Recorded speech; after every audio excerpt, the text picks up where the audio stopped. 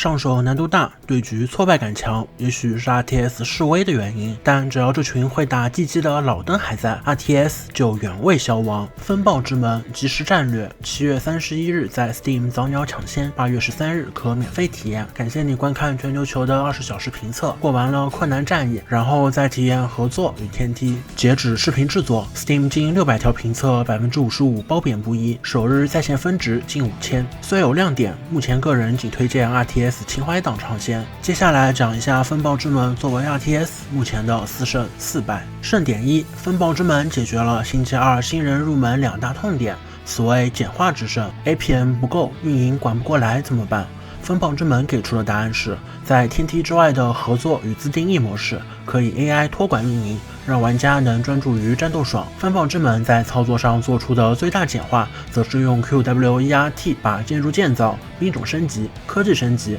都给做了快捷键统一处理，也可以直接设置采矿与部队集结点。在星期2我都是给分矿、兵营独立编队的。风暴之门的单位血量更厚，抬手更慢，节奏也比星期2更慢，因此风暴之门确实降低了新人入坑的操作门槛。盛典2，风暴之门沿袭了一些星期2的成熟玩法，此为借鉴之胜。星期2的在线人数能在战役完结后继续稳住并发力，合作模式功不可没。合作模式也是现在的风暴之门也许做得最好的地方，合作模式转为3人匹配，很有星际的味道。但星期2合作模式的成功在于取材于超级优秀的战役，风暴之门需要积累的还太多。风暴之门的战役也选择了人族骑手，但更强调英雄能发挥的作用。未来也将推出自定义游戏里的编辑器，能保证游戏性方面玩家共创的底子。盛典3，在星期2国服回归之前，风暴之门 EA 上线，此为天使之胜。星期2未来可能不会再更新了，星期3也全靠祈祷微软高抬贵手，但风暴之门还有继续制作正式版、继续更新的可能的未来。盛典4，风暴之门由星期2魔兽3前暴雪老兵开发，此为情怀之胜。2023年2月，来自国服都没有了的国家，已经改名的 Time 连斩3族世界第一，拿下星期2首个世界冠军，何等励志爽文！而我自己身边统计学，在我成为 UP 前，是星期2给了我单机启蒙。我的一位本科室友，2位实验室师兄也都很喜欢打星期2，相约试试风暴之门。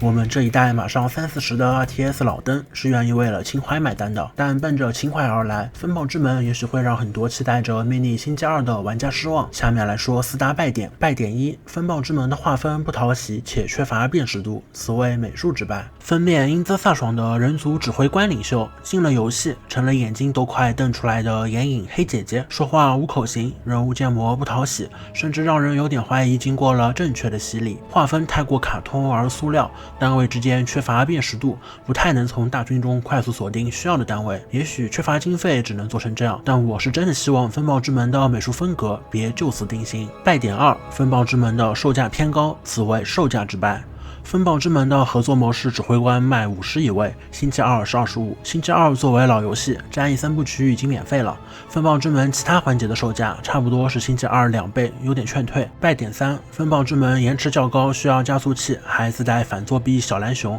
这导致了一些断触手感，此为服务器之败。败点4，风暴之门目前还是抢先体验的半成品，此为完成度之败。最贵的298版本里还有2张6关战役，还需要几个月才能上线，而现在放出的人族战役流程短，只有6关不说，从出海撤离到守护钻机到寻找隐藏神器，剧情有种星期2加速大乱炖的莫名感，角色人设形象也没立起来，刻画最多的人族女英雄跟下属内讧，见死不救，最终在被神器黑化反噬之时，战役剧情戛然而止，音效、音乐、特效、操作手感、地图丰富度都还需要优化，个人资料、成就等细节也都还需要添加。抢先体验风暴之门的，估计都是怀揣情怀来支持的 RTS 老玩家了。虽然风暴之门显露出了水准之上的可玩性底子，但完成度还有很长的路要走。等未来大迭代后，假想敌也许首先是钢铁收割。不过哪怕风暴之门失败了，也不会说明 RTS 已死，毕竟 RTS 老玩家的土壤还在。